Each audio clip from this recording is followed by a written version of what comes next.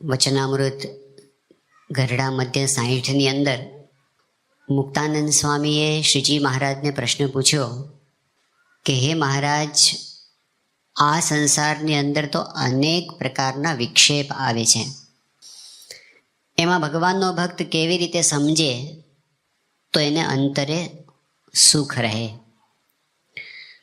પ્રશ્નની અંદર જ ઘણું બધું વિઝડમ પડેલું છે કે સંસારમાં આપણી અપેક્ષા એવી રહેતી હોય છે કે કોઈ મુશ્કેલી આવવી જ ના જોઈએ. એમાંય આપણે તો ભક્તિ કરીએ, સત્સંગ કરીએ, પછી તો કોઈ તકલીફ આવવી જ ના જોઈએ. મહારાજ કહે છે કે ના, આ સંસારનો ક્રમ છે. ઘણા કારણો હોઈ શકે આપણને મુશ્કેલી આવવાના, પણ આવે છે ખરી. શ્રીજી મહારાજે મુક્તાનંદ સ્વામીને આ વાત કરી હતી અને ગુણાતીતાનંદ સ્વામી જાગા ભક્તને વાત કરી.